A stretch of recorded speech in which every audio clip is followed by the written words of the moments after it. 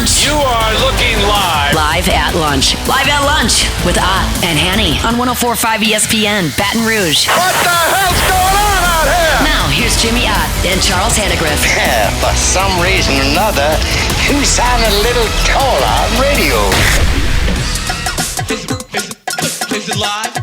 Is it live? Is it live? From Rufino's on Highland Road.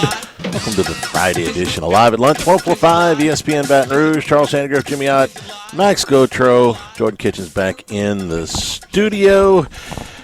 Glad to have you with us on a beautiful day here in Baton Rouge. The weekend before Mardi Gras, big weekend for college basketball as the regular season is winding down. LSU baseball in action in Frisco, Texas, playing 3 different teams in 3 days.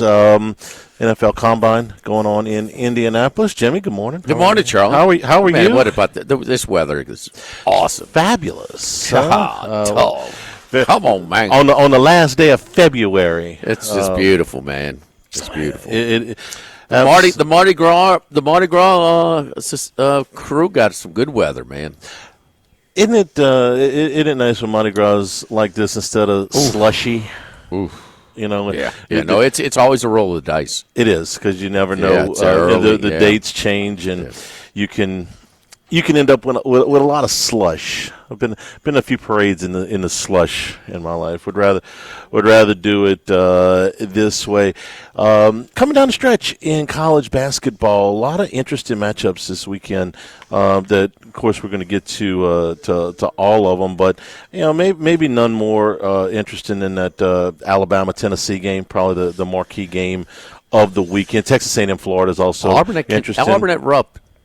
Auburn at Rupp, yeah, is that's pretty damn good too. So. For Auburn, they're number 1 seed, the number 1 seed. Yeah. So not a ton. I got you, but it's still it's a really compelling matchup. I mean, they might score. What would you say Auburn's team total is, just off the top of your head, for that game?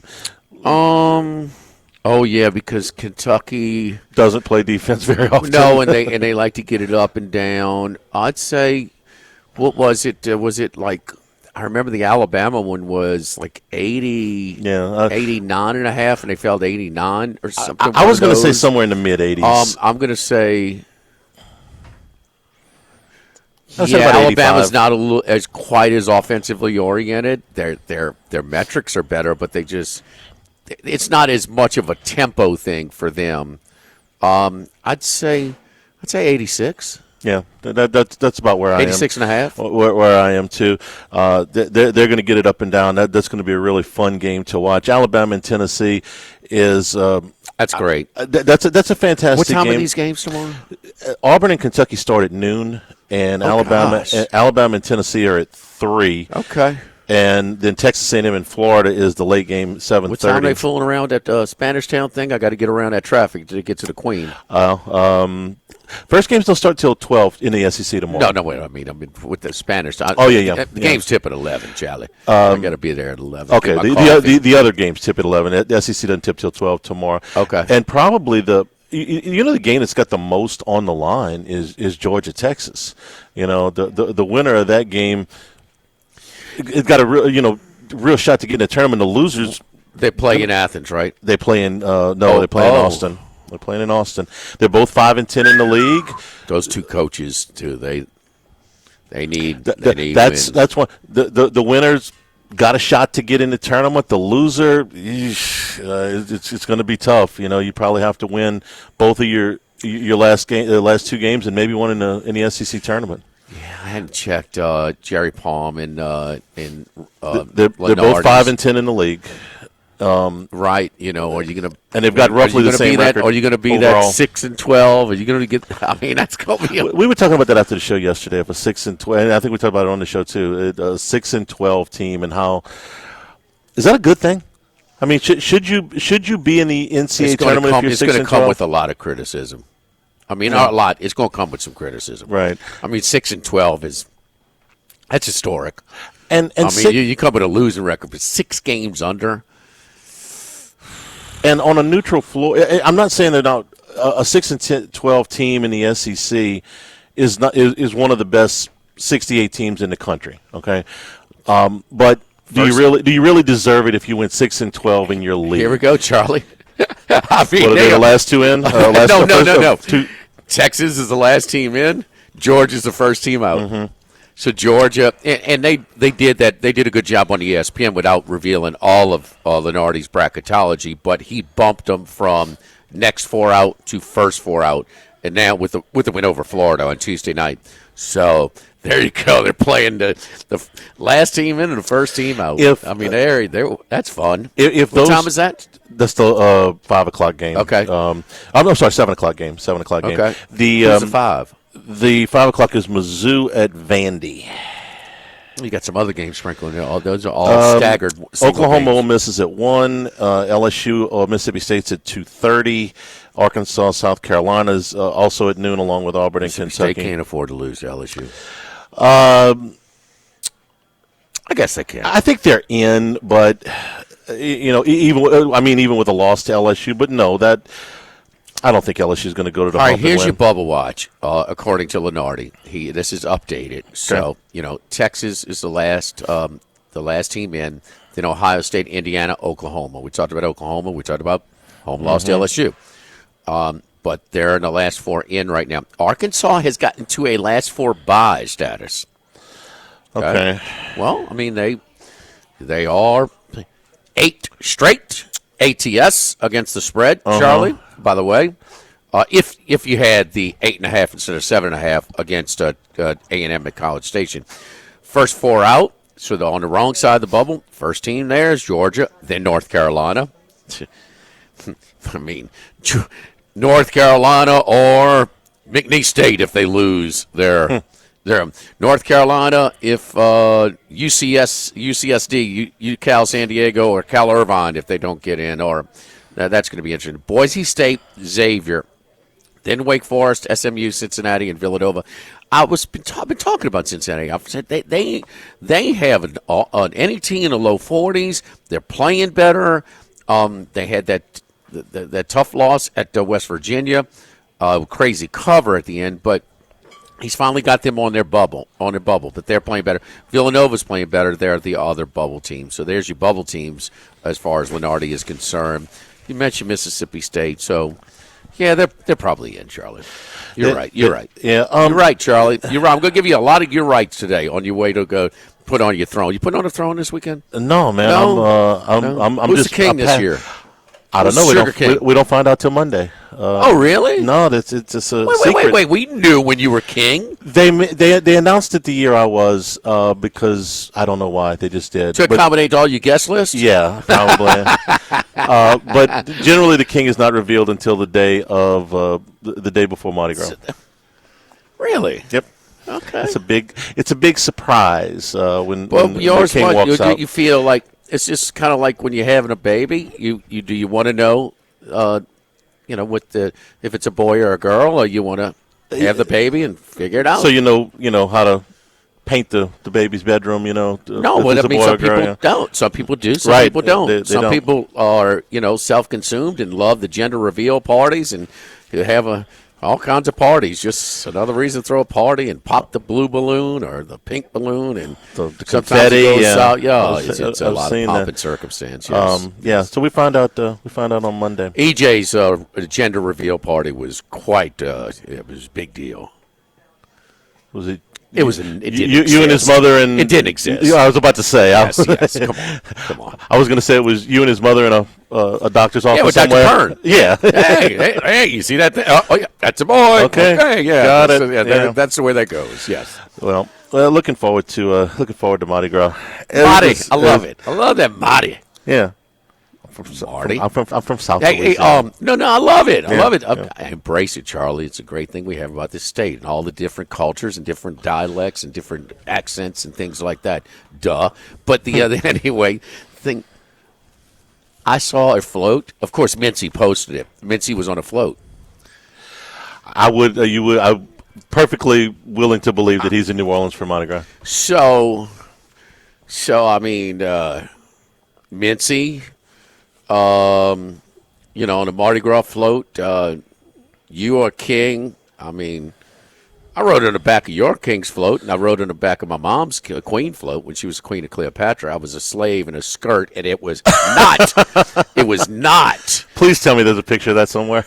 I don't know if there is. To be honest, my senior year in high school. Max, can you do some research? See if there's a picture of Jimmy in a skirt somewhere. We need to see. And my buddy Billy Bravender were the two slaves on the back of the Cleopatra's float in skirts, and it was freezing. We need some art on that. Once he had some art. Yeah. Is that like a time of arrival? Huh? I mean, you made it, huh? If you're on a Hall the Mayo had his own float. This is like Mincy was just part of like some social media. Max, are you set up? I mean, Mayo's a celebrity down there. I mean, he's.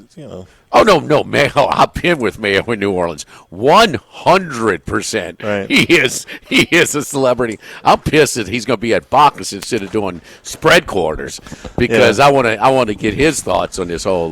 When he walks into a place to do his red beans review, it's like the guy from Bar Rescue walking in. Everybody goes, here he comes. I love when we're sitting at Johnny Sanchez's and we're having margaritas on Cinco de Mayo. I was down there for a party, and so we hooked up. So I said, come on, man, let's go get some margaritas at Johnny Sanchez. And the ladies, Mayo got up to go to the restroom, and the lady go, "Ooh, that's Red Bean Man." That's what they call him, Red Bean Man. I believe it. No, he's naturally New Orleans. So Max, what Mincy's float? What did it consist of? It was a bunch of TikTok. I think they had a HTM. Hold the Mayo thing too. It's just a caricature of Mincy, like a little portrait. How accurate is chaos. Is it flattering? You decide for yourself. No, it's not. I saw it. It's not. No, definitely. That's a loaded question. I'm sorry. Definitely not. But he was excited. Yeah. Yeah. I would be too. I would be too. Absolutely. Absolutely. Yes, indeed. So that's good stuff. LSU women's basketball falls in overtime on the road at Alabama last night. Is Alabama good? Yeah, they're they're good. Okay. Top 20, I believe. 20th, exactly, yeah. Probably sews up a 2 seed for LSU. They if they had won out and got deep into the SEC tournament, they had an outside shot at a 1. Probably sews up a 2 seed for them. I don't think they can fall to a 3. Their last conference game this weekend? Ole Miss on Sunday. Ole Miss is good. Yeah, to wrap things up. LSU baseball, 2:00 start today from Frisco, Texas. Okay. Kansas State is the first game in that 3-game set. Nebraska and Sam Houston the other 2. What's for lunch? Oh, well, we have our appetizer features today and throughout the weekend here at Ruffino's is the calamari, the flash fry calamari, saffron and citrus aioli, pickled sweet peppers, the shrimp skewers, tikka masala shrimp skewer with the aromatic rice and I need my light, Charlie. Oh, pass me that. Sorry. That's okay, buddy.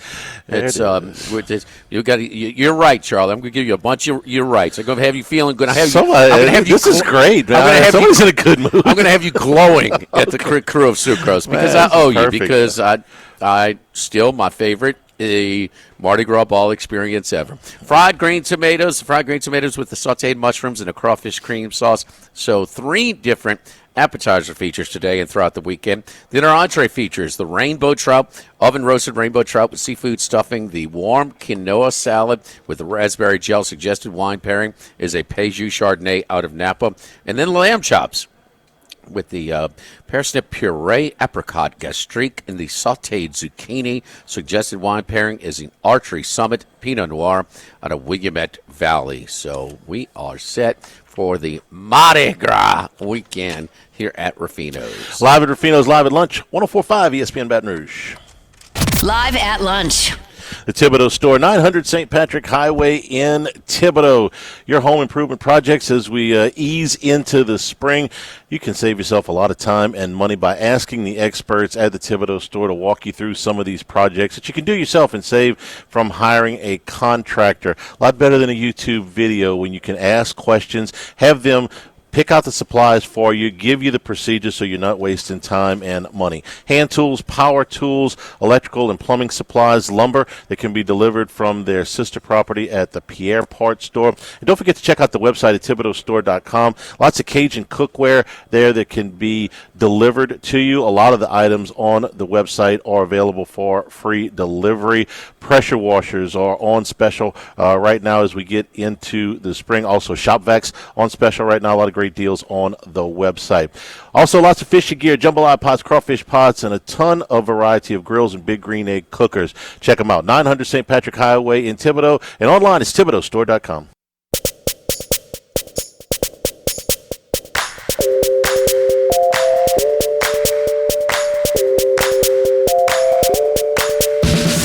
Live at lunch with Ott and Hanny from Rufino's on Highland Road on 104.5 ESPN, Baton Rouge. All right, let's go out to the West Coast. My buddy, I think he's out in Vegas this weekend. Is that right? Chris Massaro, professional sports gambler, with us each and every Friday at this time. Chris, how you doing, buddy? I'm doing great, guys. Actually, no, I'm still in San Diego. I make the voyage out to Vegas next Thursday for about 10 days. I'm going to be there for championship week, and I'll be there for the revealing of the bracket, and hopefully we start putting together some nice, maybe some hedges on some of my future stuff. We'll see what happens. Depends on how the bracket breaks. You know, sometimes you get disappointed. I was looking at Lenardi's. I heard you guys talking about Lenardi's thing last night, and it's amazing that, you know, they still have Purdue, and he still has Purdue in his top 16. I'm not sure how that's possible, but we get frustrated every year, and that's just how it goes. There's nothing we can do about it. Yeah, I mean, look, my eye test tells me Purdue is, you know, a good team. Braden Smith I think, is really fantastic. Got a little Steve Nash to him. I mean, poor man Steve Nash can really, really smart. And, you know, as the third-year starter, I mean, he should be, you know, pretty high basketball IQ. But I don't see a whole lot of just dogs on that roster. And, you know, I mean, I think it's just maybe kind of caught up. And the other thing with the Big Ten, boy, it's either you can run through a stretch like Maryland. Maryland was not quite as battle tested with their path to that matchup this past weekend as Michigan State was, and so, you know, it could be the schedule related some of your success as well. Yeah, I'm just looking at how bad Purdue's defense has been over the last couple of weeks here. I mean, they're one of the worst teams in the country in interior defense, 338th, and bottom of the barrel in the Big Ten. And just when you go to the tournament, for as much as we love the offensive players and three-point shots and the exciting offensive style, the defense is what you got to hang your hat on. And that's why a team like Michigan State, who doesn't shoot the three very well, and same as St. John's, who doesn't shoot the three very well, are poised to get some high seeds in the tournament because they're playing great defense, and they have, like you said, dogs that are willing to work, offensive rebound, and that's a style. It might not win you the whole tournament, but it gives you the best chance to make a deep Final Four run, because when the threes aren't going in, you can always hang your hat on defense. Well, you congratulations, because our head-up pick last week on Friday night, you got the best of me on Michigan State, and Michigan State shot a lot better from three-point range than they usually do. Wolf had the best assist-to-turnover ratio that he's had all year, 8-2. The one constant is Michigan State brings that damn defense every game. And that seemed to be the difference in that game down the stretch. But also, congratulations are in order for Charlie. Take some guts. What do we say? Fear. I mean, fear breeds. Fear creates value. Mm-hmm. If you lose by 38 at home, I'm sorry, I was on the road. It was at Fog Allen. I'm sorry. Oklahoma State lost by 38. Take some onions to fire back with, not just with a pick, but a money line pick as a 10-point dog. Congratulations on Okie State. Kind of comfortable money line win this week. Yeah, that one was a gate to wire. I didn't think it would play out as easy as it did, but I used Okie State on Saturday in the VEASAN contest, which was a disastrous pick as Kansas just couldn't miss. I mean, they were shooting like 80% from the field. But then when I looked at it the other night, looking at Okie State, they got back home. They were embarrassed, and they do have a tendency to get blown out, but they've also bounced back and played decent a bunch of times. And just going through what Iowa State's been going through with these injuries, whether this guy's going to play, whether that guy's going to play, just a sandwich spot for them with the big revenge game coming up on Saturday versus Arizona. The game where Caleb Love hit the three-quarter shot to tie the game, and then they beat him in overtime and kind of sent Iowa State into a little bit of a spiral. Iowa State they're a good team when healthy, but when they're not fully healthy, they can be had. So I just thought it was a good spot, grabbing 10 points, a little bit on the money line, and it came through. I was happy with it. Here's another one, the fear factor. Oklahoma lost a heartbreaker to Kentucky this week. Now, Lenardi's still got them in. They've only got 4 conference wins, but they're basically skating on those 3 big non-conference wins they got from back in November when they beat Arizona, they beat Michigan, and they beat Louisville. It's just 3 quad 1 wins. But, guys, I don't think that they're favored in any of their last 3 games. They're at Ole Miss, against Missouri at home, and at Texas. They can only ride those non-conference wins for so far. They needed that thing against Kentucky the other night. They didn't get it. They got to get one of these. Chris, we know the conference realignment or expansion. I mean, okay, well, you're going to have more teams from this conference make it. But the thing is, there's never been a 6-12 conference record getting that large bid. There are going to be a couple of 7-11s of the 8-team regular game schedule in the SEC. But 6-12, you tell us outside of SEC country, it's going to get a little criticism, huh? Well, I have a couple of things I'd like to point out. A lot of guys like to say that the end of the season and the beginning of the season is the same, and I guess it is. But I feel like if you're playing well at the end of the season, that should have more weight than what you were doing in December. And these wins that Oklahoma got at the beginning of the year, yeah, they were 13-0. Yeah, they showed up at Alabama, ranked top 10 in the country, and they lost by 50 points. Or 40-something points. So maybe they weren't as good as those early games. Maybe Louisville got their act together since December. I weight it more towards the end of the season, but a lot of people don't. And then you hear, well, this team only has 1 quad 50 win, or 1 quad 1 win, which is the top 50 in the net. Well, when 15 of the 50 teams are in the SEC based on the net rating, how are you going to get quad 1 wins? I understand, like, teams that are 0-10 in quad 1 or 1-10 like North Carolina, I'm not a proponent of putting them in. But another team like SMU, they don't have any quad 1 wins. It's kind of, they haven't had many opportunities, but the opportunities they have had, they've lost. They're a big question mark. I'm not sure if they're going to get in. I don't know. The SEC obviously is a great conference. We've seen it throughout the year. It's got the best players. It's got all the marquee coaches now. All the ACC guys have kind of either retired or moved on. So, I mean, I'm not taking anything away from the SEC. But, again, yeah, you're right. A team like Oklahoma that only has 4 wins in the conference, and all their good wins are from before the turn of the new year, I'm not sure how much you can wait on that. I'm more a proponent of, if you're playing well in February, that's the games that matter to me.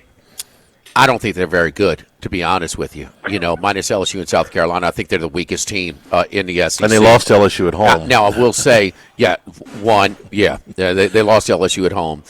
2 is they played about as good as they can play this week and lost. That's a tough loss for them. But the one that keeps them afloat was the 4-point play against Michigan on a neutral court. And Michigan is... That's a real good win for them when they were down 3 and hit the 3 and won and stole the game from Michigan. What was it when Grandmama hit that for the Knicks? Was that against the Pacers or was it against the Spurs? Gosh, I'm trying Chris, you remember that? I think it was Larry Johnson. I don't know. Larry Johnson. Most of my Larry Johnson memories are from UNLV. Down 3, hits the 4-point play. I think it was against the Pacers. I think it was against the Pacers. So, anyway. All right, you like this game tonight. Iowa and Northwestern. I don't want to go against you again. I've already made a play on this. It's the only play I got tonight. I picked it on the podcast as well. See who you got. All right, so I got a text 2 days before asking what I thought the line was going to be in this game, and I figured it'd be Northwestern 2.5, 3 max. And then when it came out at 4.5, I was shocked, and I did a little digging, and I see Northwestern, you know, they're coming off 2 good wins, back-to-back wins against Ohio State and Minnesota. But if you look into it, the Ohio State game was just weird. Ohio State, a good three-point shooting team, only shot 4 for 21. Northwestern 16 turnovers. They got up big. Ohio State never made a comeback. Northwestern, again against Minnesota, shot 50% from the field, 48% from three, forced 13 more turnovers. So 2 good wins. Now they get the travel angle, which we've talked about all year. They're playing 2 games on the road. Now they're coming home, and now I think they're an inflated favorite. So I'm going to play Iowa. I know it's ugly, and I know Fran McCaffrey's probably going to retire after the year, but I think this is a game where Iowa can handle lower competition. They had a road win against Rutgers. All their other road games in the Big Ten are losers, but they're against much stiffer competition. And if you look what happened to Iowa this past weekend against Illinois, Illinois had their big guy, Visevich. He had a big game, 22 points, 7 from 8 from inside the paint. So Iowa has a horrible 2-point defense rating. They're worse than the Big Ten. The problem is Northwestern doesn't score inside. So it's kind of a contrasting style. And I think if Nick Martinelli, the all-world player for Northwestern, doesn't have another big game, he had 29 versus Minnesota, 18 versus Ohio State, he's going to really have to come up with something big here because Iowa can score the basketball, and Northwestern has trouble scoring. So I think this is too many points. I'm going to. I actually played it last night. I played a strong plus 5, minus 120. I think Iowa is going to hang in there. Maybe they just totally mail in the season, but I don't think so. Inferior competition, Iowa sometimes comes out to play like they did against Rutgers. I'm going to play Iowa plus the 5. I see it's kind of come down to 4. I'd still take it at 4 as I made it a 2.5-point game. Oh, here we go again. Martinelli, 23 points a game the last 6. They played 10 straight single-digit games. And, they had multiple injuries, critical injuries for this team. And I think Collins has done a great job of holding this thing together. And now they've reached a high point the last couple of games and winning double-digit wins on the road against Ohio State and Minnesota. I'm not a fan of Iowa, to be honest, so kind of like in Northwestern. Here we go again, Chris. So maybe it's payback. You're going to sweep me. So we'll see. All right. Houston hosts. Mano a mano, baby. Let's go. Houston, Cincinnati. Cincinnati has played their way on to Lenardi's bubble status there. Houston at home against Cincinnati. Okay, this is a hot sandwich spot. Houston just had big battles versus Iowa State at Texas Tech. And luckily, in both those games, those opposing teams had their best players out. Now they got Cincinnati, and who's on deck? Kansas and Baylor, the old Big 12 stalwarts. So it's just a horrible spot for Houston.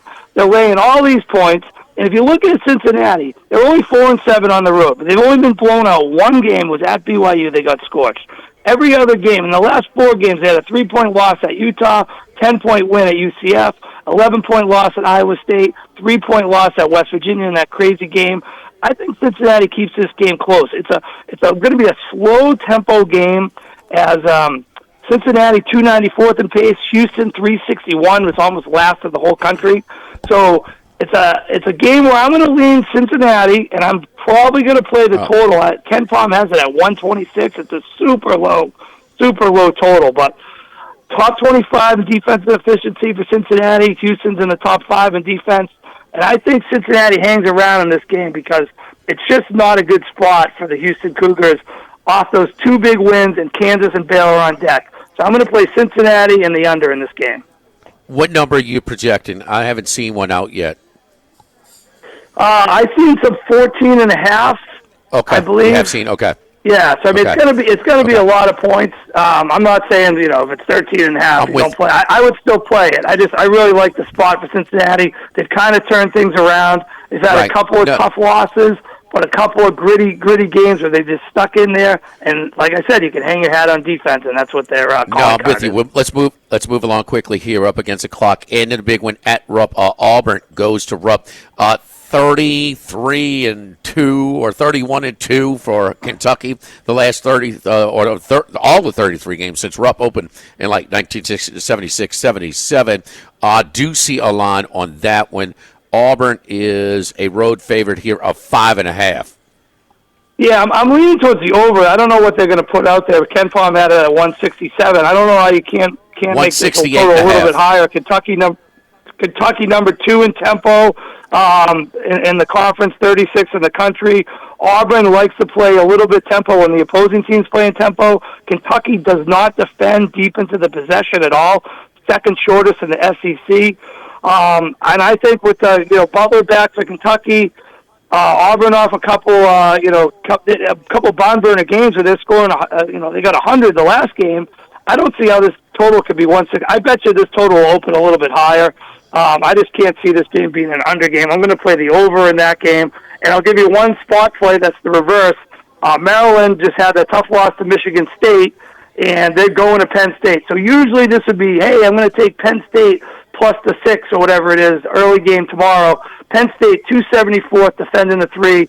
Maryland has had their worst three-point shooting game of the season, 4 for 20 for 20% against Michigan State. They're 37th and 37% for the season, 4th in the Big Ten. I think Maryland rebounds in a big way and smokes Penn State. All right, great stuff, Chris. As always, we appreciate it. Good luck to you this weekend, buddy. We'll talk to you next week. All right, thanks, guys. Have a great weekend.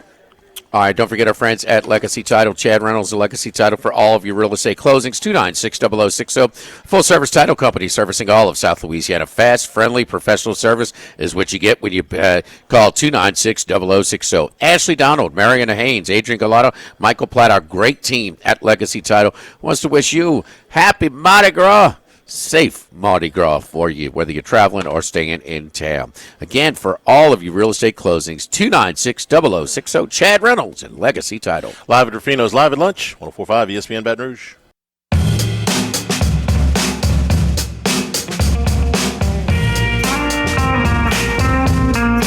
Jimmy, Charlie, and Troy. 3 best buddies sitting around talking sports bets. Let's welcome in Troy Macker from Bet Rivers.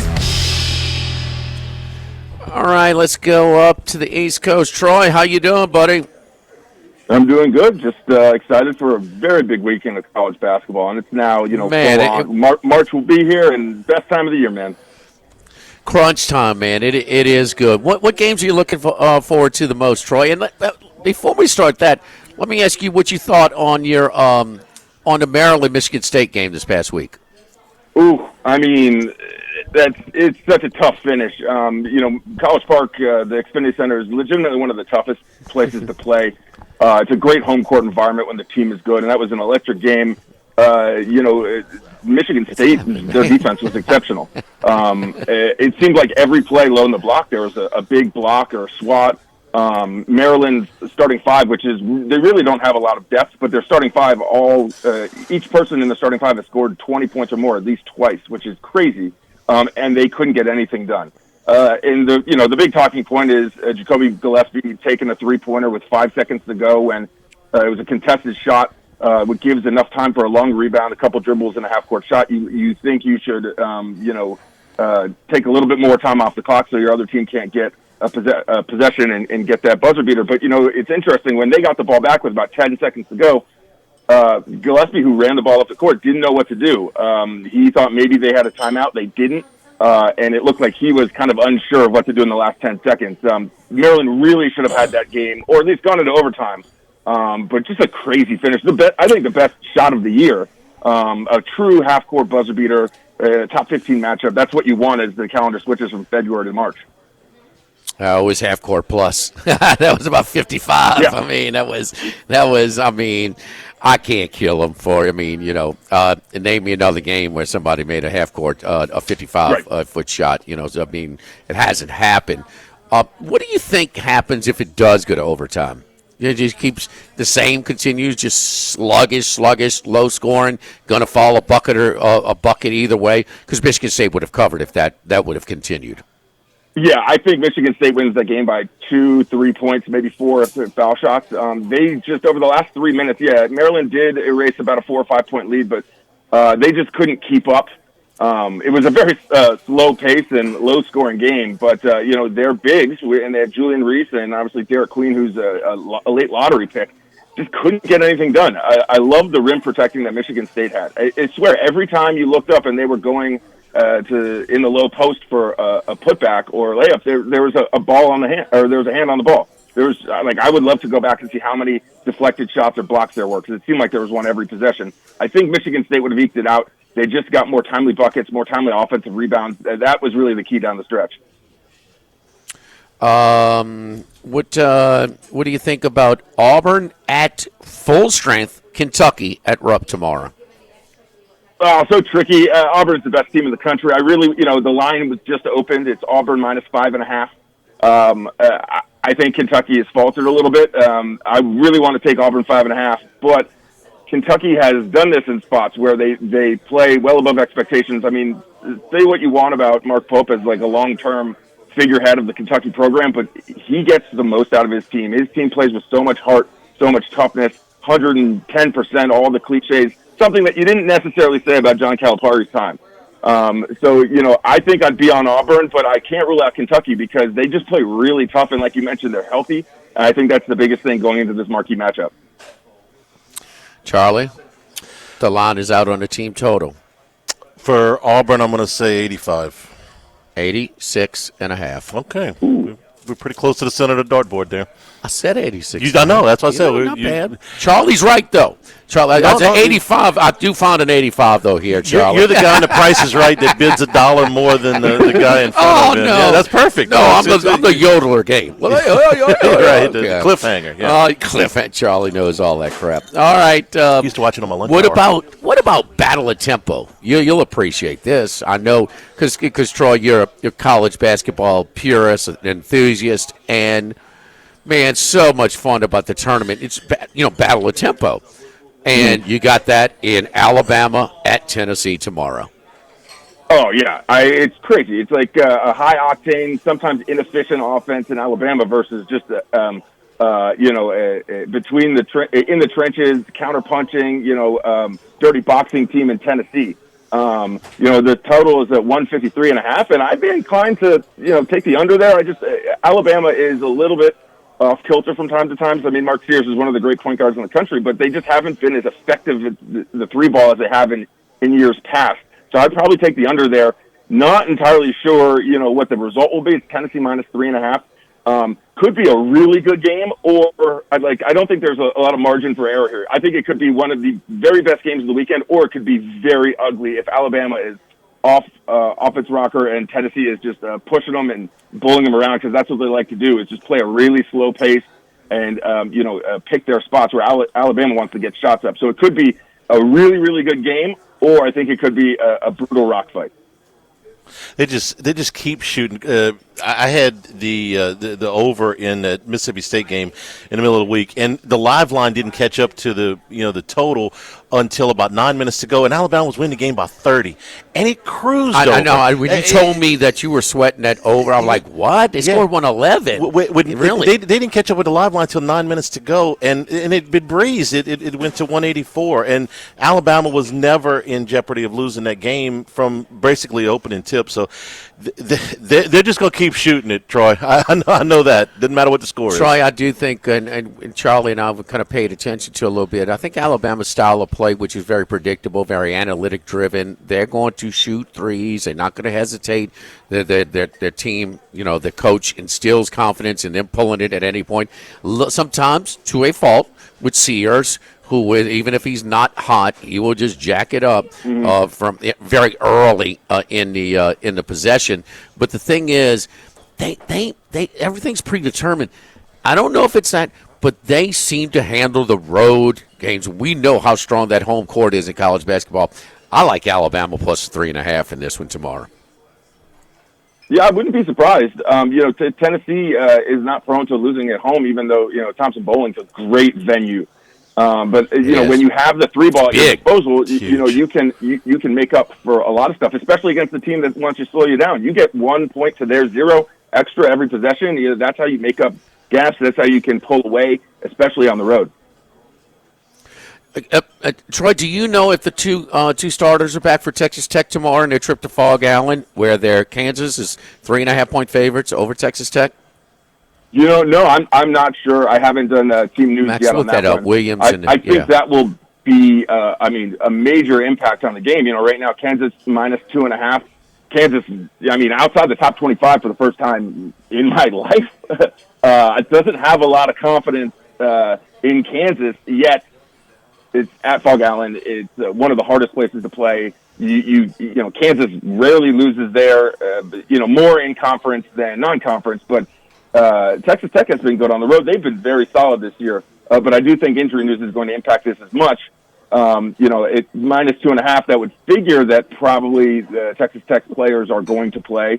If they weren't, maybe it would be a little bit longer. I can't see Texas Tech being a road favorite at Fog Allen, given how many struggles Kansas has had this year. Yeah, so Kansas is 3.5 at home there. That was, I think Texas, I'm hearing that they might be back. So that's their second and third leading scorers. Houston, that's another thing that we didn't follow up with Massaro. You know, Houston has had 2 wins last week. Good teams, but Iowa State was out 31 points in their top 2 scorers. Yeah. And Texas Tech was out 30 points a game, and it hurt them on that Monday night game. So Florida A&M, how about Arizona going to Iowa State in Ames? We know how tough of a place that is to win. And BYU's hosting West Virginia. San Francisco hosting Gonzaga. San Francisco is a capable team that can upset Gonzaga there. Anything else that you like before we let you go, Troy? Yeah, so there's one other game in the late window. It's a 10 p.m. tip-off between Oregon State and St. Mary's. St. Mary's is the best team in the West Coast Conference. They're the ranked team as opposed to Gonzaga. You know, they've lost just once in conference play. They're 26-4 overall. The line's not out. I'm guessing that the Gales are going to be favored by like 12 or 13 points.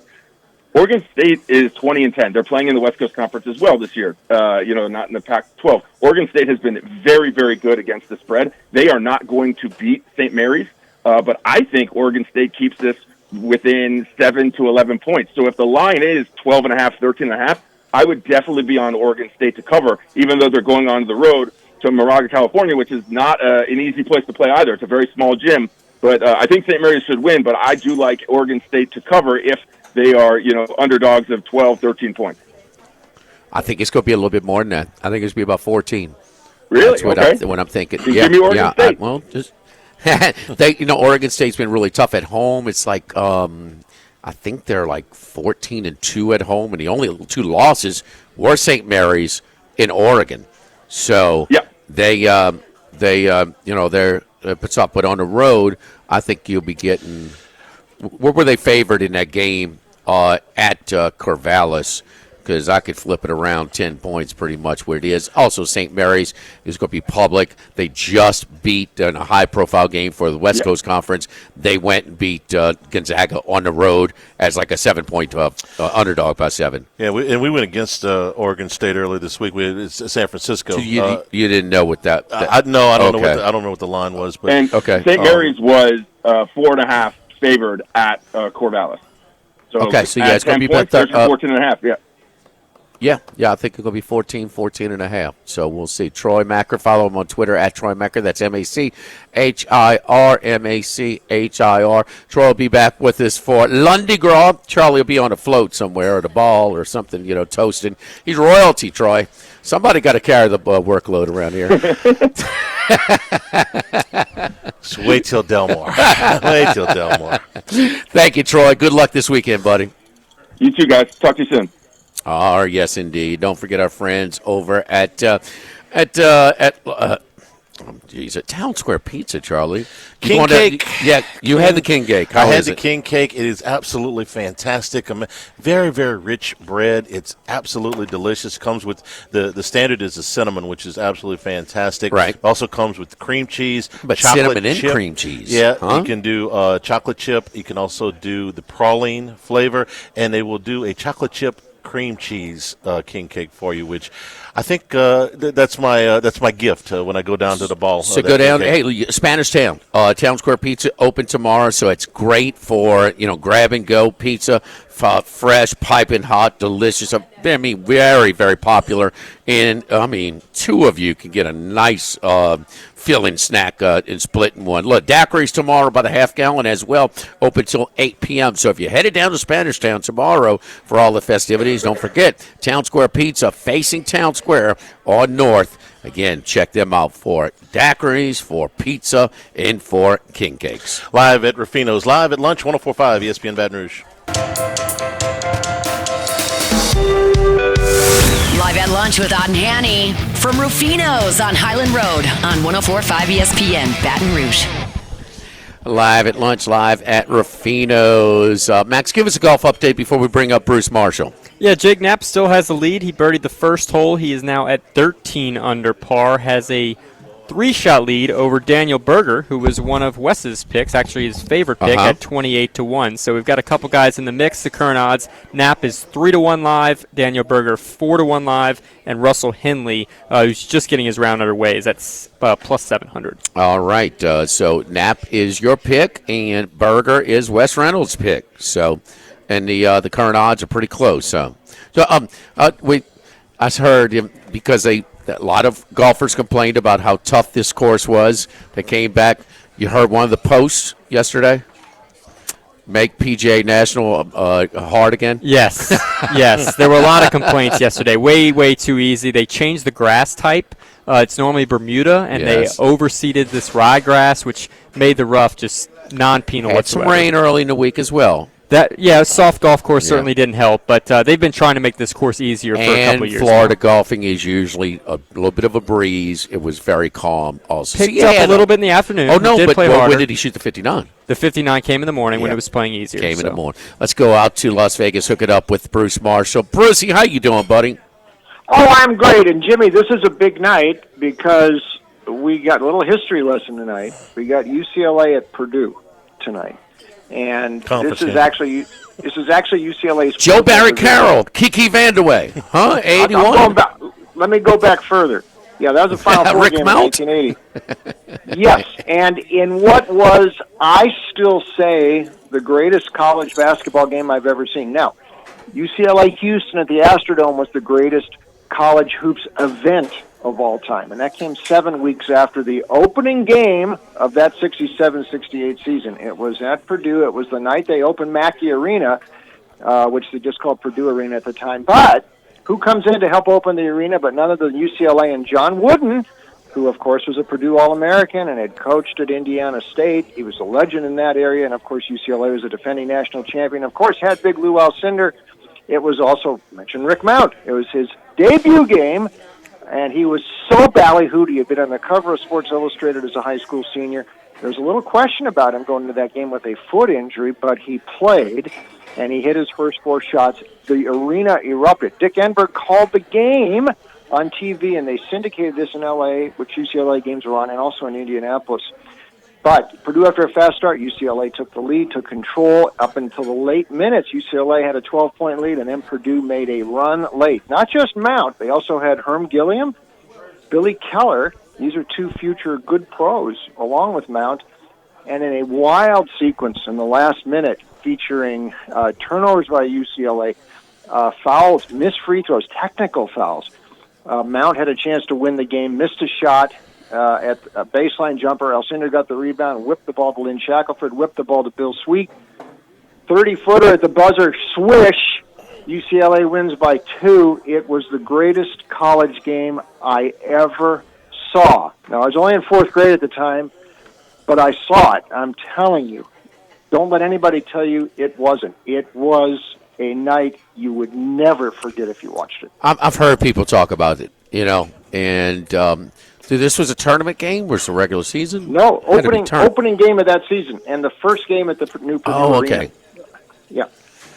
Well, the early days, actually, when I was going to jazz games in the late 70s in New Orleans and Pistol Pete and everything else, a lot of people mention Rick Mount as one of the most respected perimeter shooters, that they had seen, at that in that era.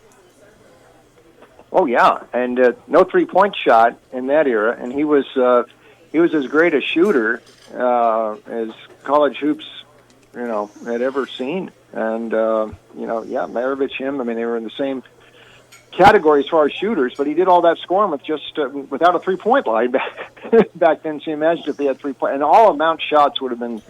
Most of his baskets would have been 3-pointers eventually. But that night was so electric. I mean, it's hard even to describe. And UCLA's played there a few times since. They went there in 2000 they went there and won, and they also won a first four game in 2021. Remember that year they played all the games around Indy except a few they played up in at Purdue in the first four that year, and UCLA beat Michigan State. So this is actually their fourth trip all-time to Mackey tonight.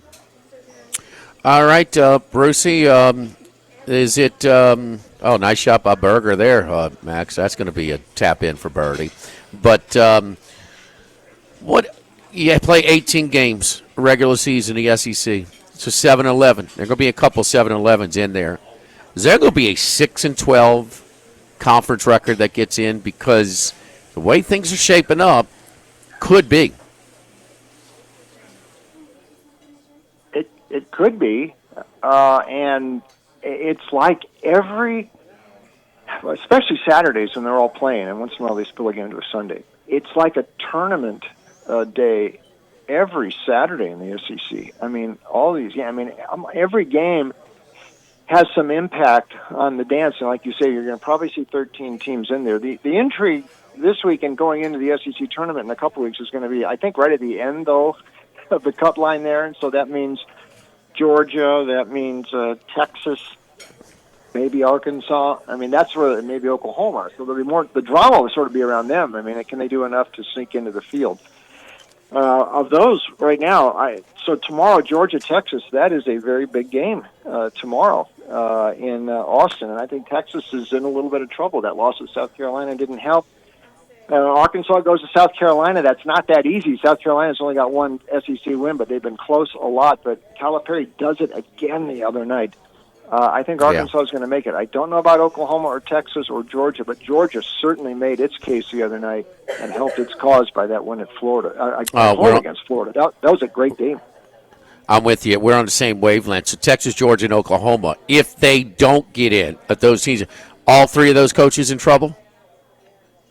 I think Moser's probably got another year. Michael White, maybe. I think he'll get another shot. I'm hearing he's got to make the tournament, Bruce. Mike White. Well, yeah, Rodney Terry's the one. Of those three, I'd say he's the most in trouble because he was sort of reluctantly they had to go with him after they moved Beard out, and that team was loaded that year. They made the coaching change, and Terry took him deep to the Elite Eight, but I don't think he was the guy they had in mind to lead this program. They almost had to hire him after that interim season, but I'd say he's in a little more trouble than the other two. So, Bruce, Porter Moser, he did a hell of a coaching job getting that Loyola team to the tournament. We agree there, right? Right. Okay, I mean, it wasn't like he had just had the horses that he rode. I mean, They executed at a high level. They had a big guy that they rode a little bit, rode everything through. But this is 4 years and no tournament, Bruce. Yeah. Not just no tournament. He's won 35% of his conference games. 35% of his conference games. He is 20 games below 500. 20 games below 500 in the league. Bruce, it's rougher than you realize. I mean, we still have that fresh in our mind, but that's tough to survive in this league. Well, and I know, and I think he could be in some trouble too. There's a couple things to remember about Oklahoma. Hoops, at least, not football. Hoops. They are well behind in nil for hoops than any other SEC side. And the teams have been competitive. The Big 12 has been awfully rough. Now, he didn't rise them up the last 3 years, and he's having trouble in the SEC again this year, but they're close. They've got three non-conference wins that are all quad ones that will help them. Louisville, Michigan, and Arizona. And if they can just win a couple more here down the stretch, and they've got some games, they got Texas coming up, they got Kentucky, Ole Miss, Missouri, Texas in the tournament. If Moser can get him in the dance, I think he's safe. Michael White, I think, is the safest of those three. Moser could be, but you're right, he could be in trouble if he doesn't make the dance. But I think Oklahoma realizes now, and they're starting to ramp that up. The nil side for hoops, They've fallen behind there, but they're going to make that up. Whether Mosier's there beyond this year remains to be seen. I'm beginning to wonder if Moses is a very good coach. The Final Four run was great, and they had the Sweet 16 year as well. But when I looked it up, he was a .500 coach in league play at Loyola, and he was a 31% winning percentage at Illinois State. No, he had those 2 big years, and other than that, he was kind Charlie, of a I saw him coach. consistently beat teams that had better rosters than him. He did a fantastic job those so that 3 was years. Maybe that particular team was just high on their basketball IQ, their maturity level, and they just they were receiving and putting into place what he was preaching. But that team, they executed at a very high level. No question. But I mean, him and LSU are 15th and 16th in basketball NIL player budget. And I get all of that, but over 18 years as a head coach at Loyola, Illinois State, and Oklahoma, he had those 2 monster years, and the rest of the way, he's a losing coach. I mean, 16 out of 18 seasons are, they're just okay at Loyola. So I maybe he is a good coach, and there's some bad luck somewhere in there, but overall, not great record. On the other side of the resource-rich, athletic departments, I was watching at CSUN last night. Cal State University Northridge, baby. Yes, indeed. Matty the Matador, who's getting into it. Love that mascot. So he's very robotic in his moves. That little Jim was jumping, but UCSD goes in there. Now, we released it on Otter Locks. It was at 6.5. Fine. Went to 5.5. Some places, shop your lines. We say it over and over in college basketball more than any other sport. But the UCSD goes ahead and wins a game that against a team on the road. It could be it could have been a little bit of a banana peel for you, Bruce. But they keep on rolling. I don't see I don't know, man. The roster is not. It is limited. But man, they're executing at a high level. Well, they are, and you look in the net. I saw them in the mid-30s in the net this week. They would have a shot at an at-large if they lose in the Big West Tournament final, say, to Irvine.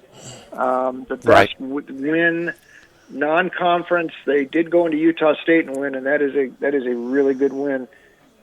In adjusted offensive and defensive efficiency, and that can be a little deceiving because that's still schedule related, but this team ranks very high. I've watched them play.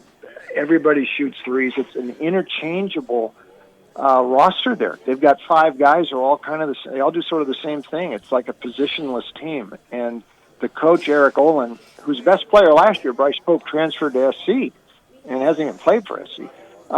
He's going to get mentioned for some of these jobs. And there are some jobs opening up as we speak in the West. Utah just opened up this week, and I've heard his name mentioned for that. So keep an eye on Eric Olin's name as a coach who may get a call from somewhere. Last year they were good enough. They got into the CIT last year, but they were still transitioning to D1, so they weren't eligible for the NIT or the NC2A. But he's a good coach, and they're a good team. Bruce, they maybe don't have the personnel, but the one thing I noticed defensively, they get beat laterally a little bit, but they definitely go for havoc. They try to go for steals. They lead the country with a 7.2 turnover margin per game. Yes. They definitely create steals, create fast breaks, and like you said, so they're high risk. They take a lot of chances on defense. For sure. I think a fast team would give them problems. Maybe not as much a big team. I think they could handle a big team in the tournament, but not a real fast team that can blow by them. You want a cross-sport comparison there, Charlie?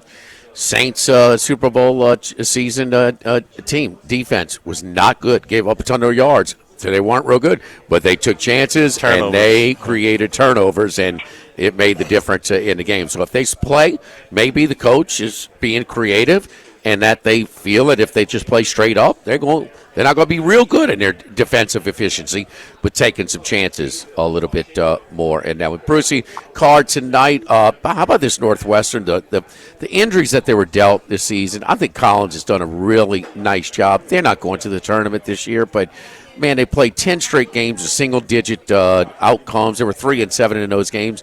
And so they were way more competitive than they were. A tough one to Nebraska where they led by like 20 right out the chute and got beat.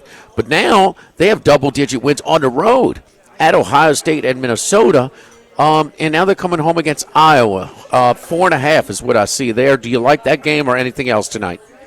I do, Jimmy. I do like Northwestern. And Collins, you mentioned the injury. Barnheiser was a very important guy for him, and he got hurt about a month ago. And they've turned things around, and they won those 2 on the road impressively. The defense played great. You talk about a coach who I think might be in some trouble is Fran McCaffrey at Iowa. I mean, this team is so soft. They've been soft for a couple of years. I was teased North Carolina earlier. They're the Iowa of the ACC. No, nobody's as soft as Iowa. They just don't play defense. And I think Northwestern might be able to get them tonight. So I'm gonna give Northwestern a shot there tonight. In the Metro Atlantic, my favorite league. Charlie loves it. You love it too. I'm going to give Tobin Anderson's Iona a shot tonight. A very short price. A lot of short prices, a lot of close games in this league, but they're at Niagara. This is Greg Paulus. He's had a very difficult year. It's been a difficult year for the Buffalo area schools in the MAAC. That's Niagara and Canisius. They're both at the bottom of the table. Iona, DeJour Reeves, transferred to Northern Colorado, might be the best player in this league. Iona, very short price. I'll give them a look tonight. And one more out here, down the street from me tonight. I'm going to give the Wolfpack a shot with Nevada. Not playing too bad lately. They're here against UNLV tonight. Rebs probably, again, minus their point guard, Deaton Thomas. He's very important. They did squeeze out one at San Jose the other night, but they looked very sluggish without Thomas against CSU last weekend. Nevada's not playing that bad. 2 best players in the court are probably Nick Davidson, their forward, and Kobe Sanders, their guard. And, again, a very short price. I think just asking Nevada to win. I think they do it tonight at the Thomas and Mack. As Colucci would say of his 2-0 night, Charlie tried to race him off with his waxing poetic about Mickey Loomis yesterday, but we got his picks in, and he went 2-0, by the way. So, you want to keep talking about Mickey Loomis, or we're going to let Colucci give us out some winners on the ice. But anyway, Martinelli. It's not a cheese. It's Northwestern's best player right now, averaging 23 points a game in his last 6. Martinelli, as Colucci would say at the Rampart. Huh, Brucey? Oh yeah, I mean I'm sure he's Colucci's favorite player at Northwestern for sure. Anything tomorrow? We got some good ones tomorrow. Anything you're peeking at? We some of the bigger games we've got lines on already. Yeah, I'm going to keep riding Arkansas here. I know South Carolina can be a little bit scrappy, but not only did Arkansas end up pulling that thing out in overtime, they ended up covering that game against Texas, too. I think they've just got something going here, and South Carolina did come back down to earth pretty hard after that upset win over Texas last week. Missouri let them have it pretty good. Short price again. I'm going to keep riding Calipari here. If you got 8.5 in the Texas A&M game 2 weeks ago, and a lot of people did if they bet that early enough, he's got, 7 straight covers here now, so... I'm going to keep riding Arkansas, Jimmy. It's 8 now if you had the right number at College Station, where it fell 8. We had some 8.5. I had 8.5, but there were some 7.5s out there as well. That would make it 8 in a row. I do want to compare notes before we let you go, Bruce. We think that the 2 players for Texas Tech with a combined 30 points a game that were out on the game this week at home against Houston will be back for the game at Lawrence tomorrow at Fog Allen. Is that what you're hearing as well? Yeah, I think they might be back, and Kansas at home has been better than Kansas has been very disappointing this year, and they're only 3-10 their last 13 against the spread. So if Texas Tech's full strength, they're a better team than Kansas this year. And besides Dickinson, I'm not sure Kansas. I mean, they just have not been able to get consistent production from the others. Texas Tech's whole. I might give them a look.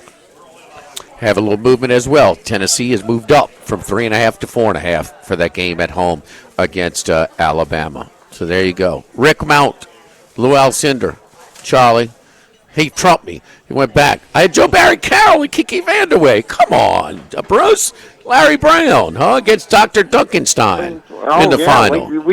I can give you a whole show on that UCLA team in 1980 if you want, but 67-68, that's the real season. Dr. Duncanstein, that was the 48 vertical that we just couldn't get over. Had a full-length, a big old Nike poster in my room growing up, Charlie, of Dr. Duncanstein. Dr. Duncanstein. That's right, Darryl Griffin. Brucey, there you go. Mincy's, Bruce, by the way, Mincy was on a Mardi Gras float. I mean, they're paying tribute to Mincy. So you've made it in life when you're on a Mardi Gras float. So just keeping you up to. I wish I was there. Man, that would have been great. Throw me something, mister. All right, Bruce, you're the best, man. Good luck to you this weekend, Bruce. We'll talk to you next week. Have fun this weekend, boys. Thanks. All right, Bruce Marshall, formerly of CBSSportsLine.com, VegasInsider.com as well. So doing all of his stuff right now with his handicapping of college basketball. He loves it. The best game he's ever seen. I've heard some people talk about that game. I didn't know it was the season opener. Yeah, that one's one I had missed. Best game you ever saw? Did he ever saw? What's the best game you ever saw? Best game in person. That LSU Kentucky game when all 10 starters fouled out, double overtime. Kentucky went on to win the national championship, but I mean it's got to be Georgetown, North Carolina championship game. Dome that, yeah. Were you went to the Saturday games as well. Were you in the PMAC for LSU Marymount? Oh, absolutely. Yeah, I was there for that one too. Absolutely. That one. And I knew it's up there. I mean, it's up there. It had its. But, Marymount would go play that way. I mean, you're going to get a lot of points. They had some star power on that. LSU looked like they were running away. Then LSU had to scramble to get it into overtime. We're talking about Michael Jordan and Patrick Ewing with everything on the line coming down to the last possession of the game. And I wasn't there for that one.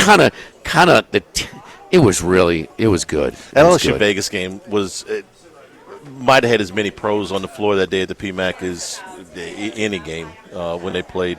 LSU Vegas. Yes. Ogden and Johnson. And yes, no doubt. Don't forget our friends at United Community Bank. Running a business could be difficult enough without the right relationship with your bank. With United Community Bank's local business bankers, you're not just a number, you're a partner. Contact Heath Meir, Nicole Glover, David Henry, Prentice Wilkes, our great team, David Campbell as well, at United Community Bank. United Community Bank, member FDIC, equal housing lender. Live at Rufino's Live at Lunch, 104.5 ESPN Baton Rouge.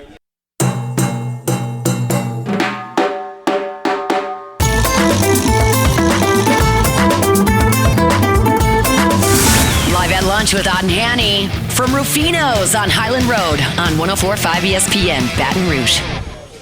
It's an early start for LSU baseball today up in Frisco, Texas. They play Kansas State, who is 4-4 on the season, but they do have some quality wins in there. They beat at Globe Life Field Arkansas last Friday by a run. They beat TCU in that same tournament on Sunday 10-2.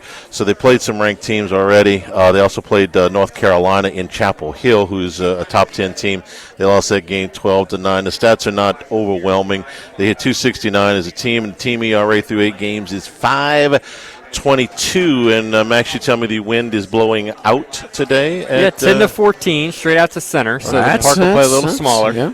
Gusting a little bit here today for the Tigers, who have got off to a good start on this little mini road trip with the game against Dallas Baptist at Globe Life Field. Cade Anderson going for the Tigers today, making his third start. Has had 2 good outings so far. 16 strikeouts, only 3 walks through the first 10 1/3 innings. In fact, LSU's 3 starting pitchers through 2 starts apiece have combined to strike out 42 and walk only 7. Again, the competition has not been great, but all 3 of those guys have demonstrated the ability to miss bats and have had pretty good Who's the best lineup they're going to face this week of the 3 teams? I would say Nebraska, who was ranked until they lost last Sunday. Max, remind me, you remember who Nebraska lost to last week to drop out of the rankings? I'm trying to remember. But they were ranked? They were ranked before they lost a game last week, and they were like 22 in one of the polls. They're 3-4 now. They lost to ULL. They lost another game, okay. But I would say on paper, probably Nebraska out of the 3. And Kansas State expected to start Jacob Frost, who has 3 appearances, 8 innings, just 1 game that he started, 3.38 ERA.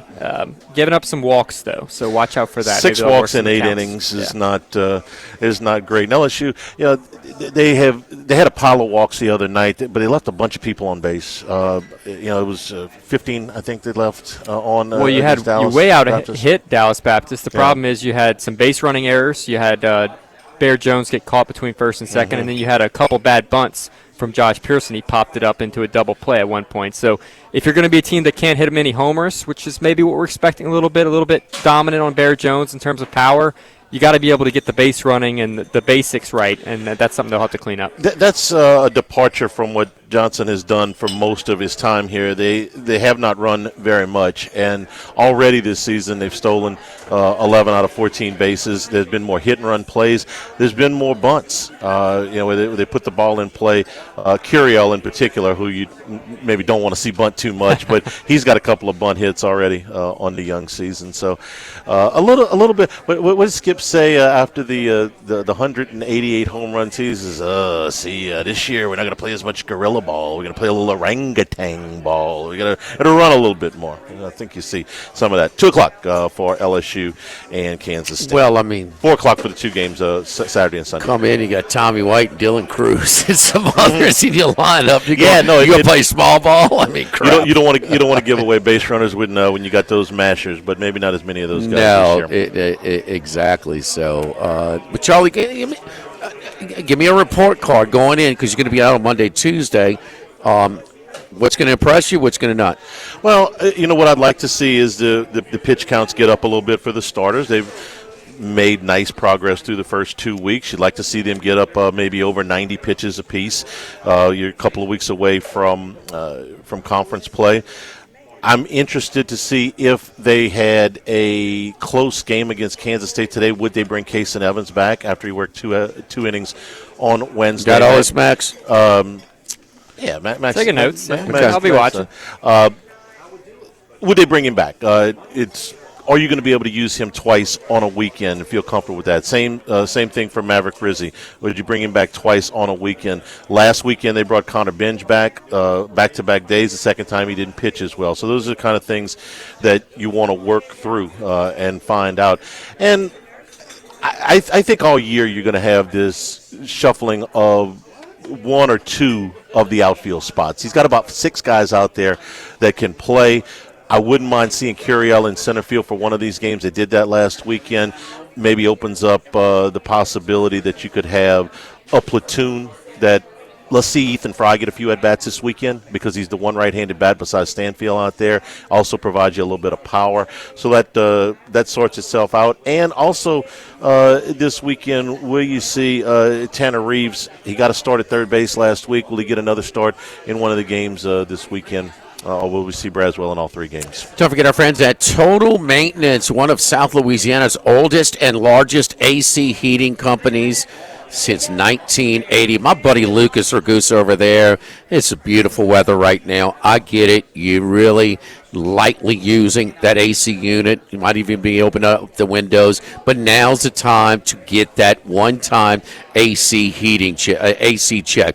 It's normally $179. It's just $79 if you mention that you heard it right here on 104.5 ESPN Baton Rouge live at lunch. Mention Charlie, mention Max, mention me, mention whoever, mention Barry the bartender, and get your $79 AC check. It's going to clean everything, check all the parts, make sure that something is not going to fail or it's about to fail. And when we stress these things later on, you want that thing to break down completely. So lower monthly bills, we're all about that. Extend the lifetime of your unit, prevent you from more costly repairs if something needs a little working at that time. It's a win, win, win for just $79. Now's the time to do it, not when it's 100 degrees, May and on. Now is the time to do it. Call our friends over at Total Maintenance, 480-1000, 480-1000. It's a one-time AC check, normally $179. You mentioned ESPN Radio, it's just $79. Total Maintenance, 480-1000. One other thing real quick. Will they use William Schmidt out of the bullpen this weekend, or will they mark him for one of the 2 midweek games that they've got, a Tuesday and a Wednesday game next week to start one of those games, or will they use him out of the bullpen in one of these 3 games? Live at lunch from Rufino's, 104.5 ESPN Baton Rouge.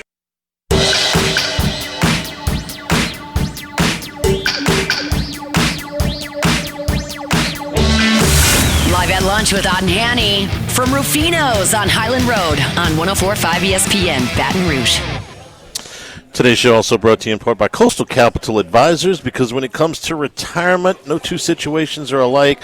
Coastal Capital Advisors will tailor a plan no matter what your age or your financial situation, and they'll work with you, build that relationship that will last a lifetime. It certainly worked for me. More information, contact Phil Fontenot and his staff at 337-981-1376, online at coastalcapitaladv.com. Advisory services provided by New Age Advisors. Securities offered through New Age Securities, member FINRA SIPC. Max, this quarterback news in the NFL? Yeah, big NFL quarterback domino to fall here during Combine Week. Matthew Stafford has agreed to restructure his deal with the Rams. It will keep him in Los Angeles and quashes any and all trade speculation with that as well. Schefter's also reporting that the Giants, who were very much linked to Stafford, potentially them and the Raiders were the most interested parties.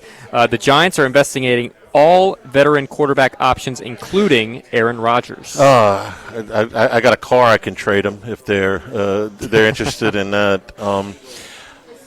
The things with Stafford is he didn't have a lot of guaranteed money relative to the quarterback market, a lot of guaranteed money left on his deal. So the two questions I would ask Stafford are, number one, do you still want to play? Which obviously he does. And number two, are you healthy? Which he looked healthy.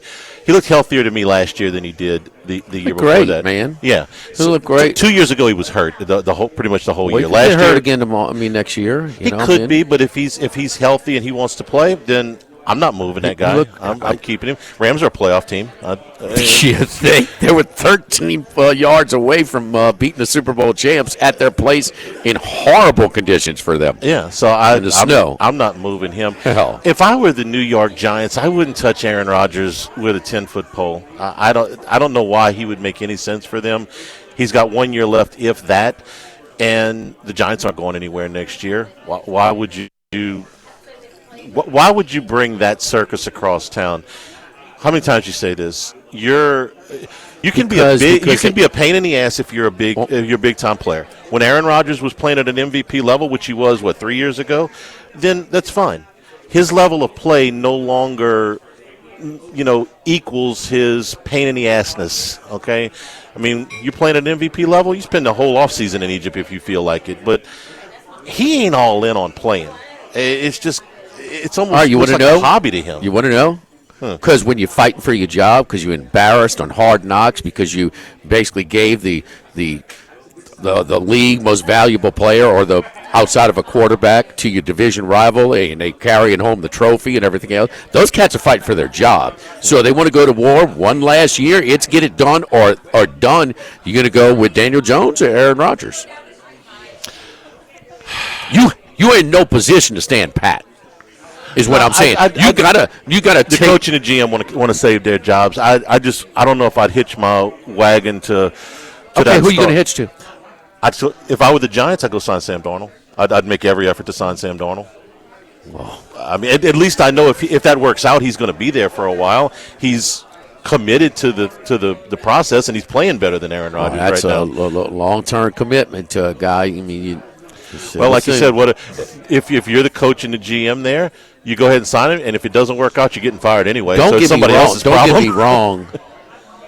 Nobody else wants Darnold? Oh, I'm sure he'll have. If you're Darnold, would you want to go to the Giants? I mean, you're gonna get beat up. I don't know how many starting opportunities he's gonna get, Jimmy.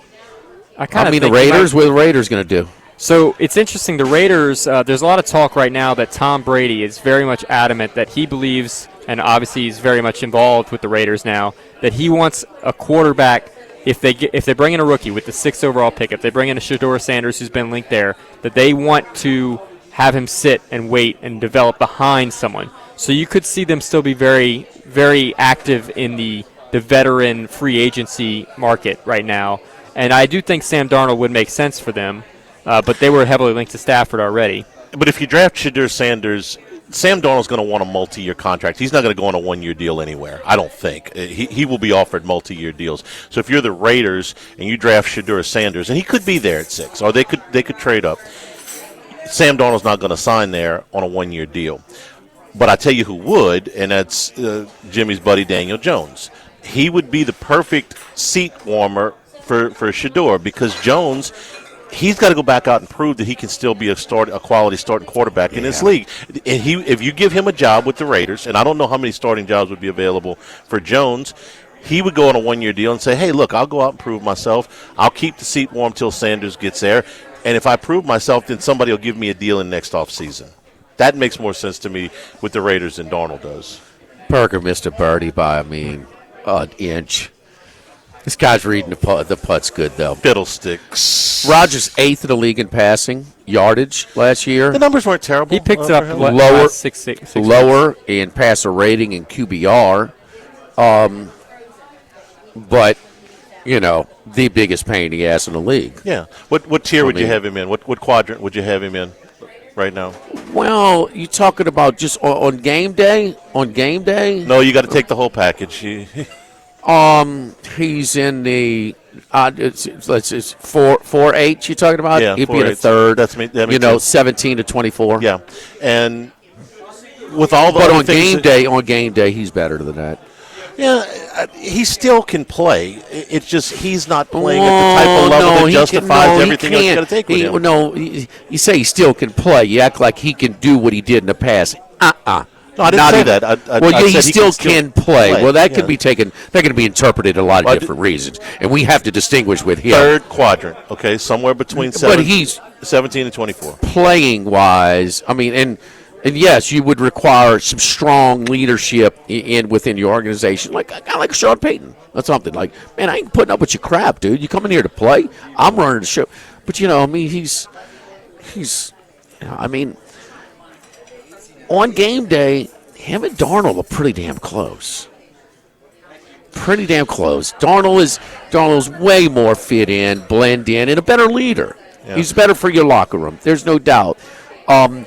But it would require, and you don't have that at the Giants. The coach is about to get fired. The coach could have got fired this year. Yeah, he could have got fired. Sure. The GM could have got fired. Yeah.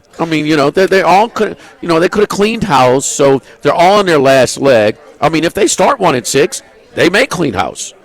And so I'm just thinking about Darnold.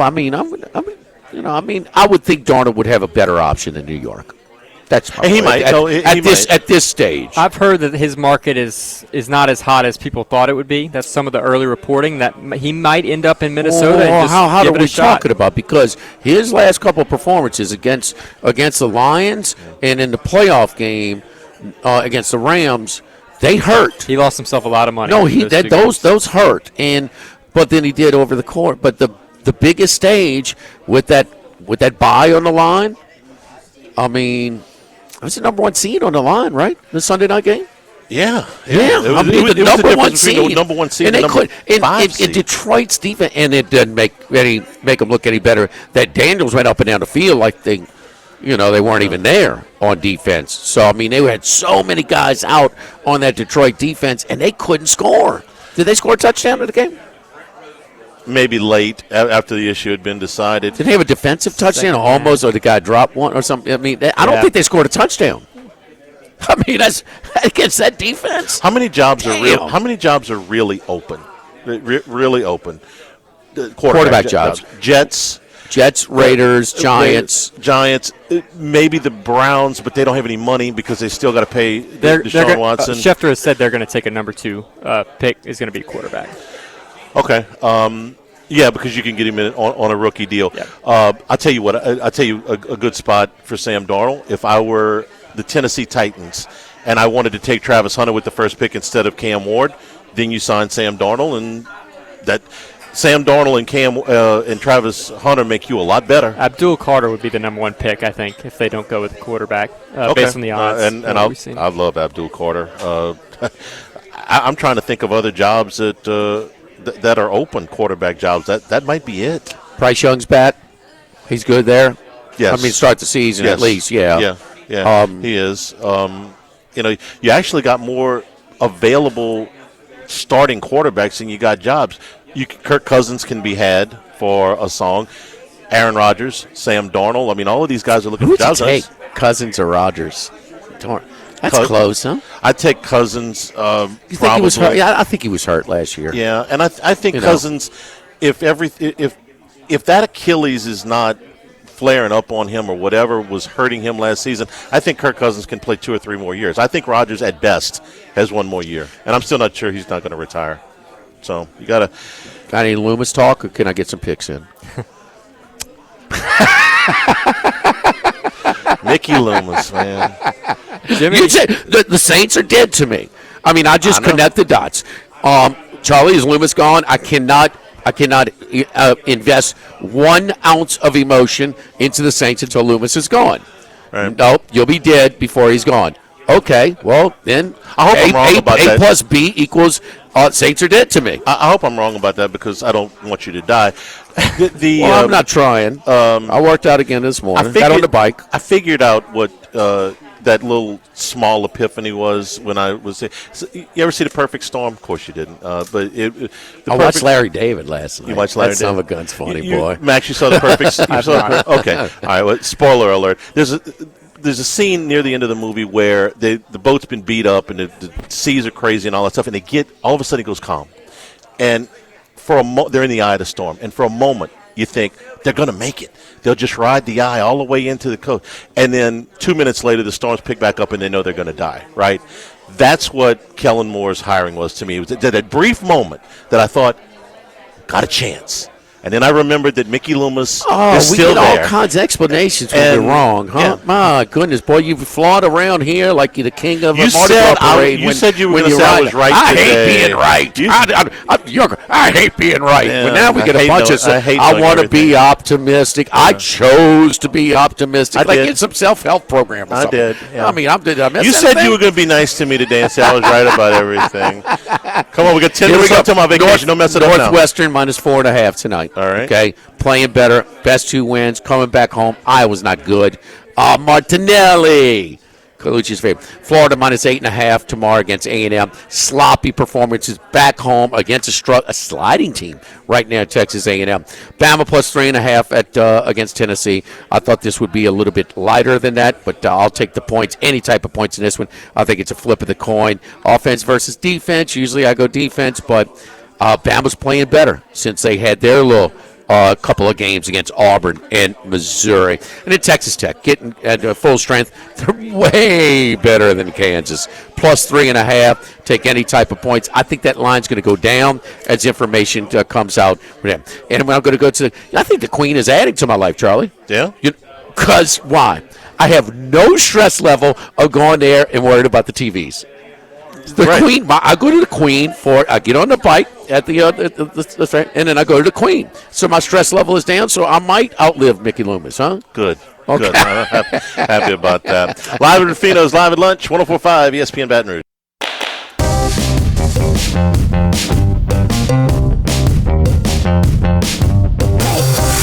Live at lunch with Otten Hanny from Rufino's on Highland Road on 104.5 ESPN Baton Rouge.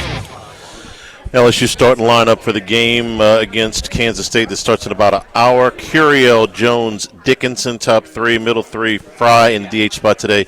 Hernandez behind the plate, and Milam at short. Brown in right field, Braswell and Stanfield in the 9-hole today, and Kate Anderson on the Charlie, mound. you enjoy your Mardi Gras. We'll be in good hands here. Don't worry about us carrying the load. Chugging away. Max, I'm worried about Max. I'm not worried about you. Max, you going to be all right? I'll be fine. I got some Mardi Gras parades this weekend. Well, I love how he placates to the Russian judge now. Whenever we have a Max, is he peacocking? A little. I mean, you were, in fairness. You were kind of peacocking yesterday. In a very passive-aggressive way. Like only you would. Right. It's very sarcastic way. All done with love, right? all done with love. How in the hell in the Rams were they going to let Matthew Stafford walk? They're not. I know. What was that all about? I mean... Where did that come? How did that become that big of a deal? Okay, because they had to redo the deal. Okay, because it didn't have a lot of guaranteed money left on it, and he wanted that. And I think they really wanted to see if he still wanted to play. There was at a point where he was contemplating retirement because of the injuries, and that obviously has passed. He played great this year, man. Yeah. He played really good. Still a top 10 quarterback. Oh, easily this past year. Yeah. Easily. All right. Thanks to everybody for participating today. For Max, for Jimmy Jordan back in the studio, I'm Charles Henniger saying thanks and good afternoon. Stay tuned for Hunt Palmer. Good luck, Hunt, this weekend. Might be a dad again this weekend. 104.5 ESPN back.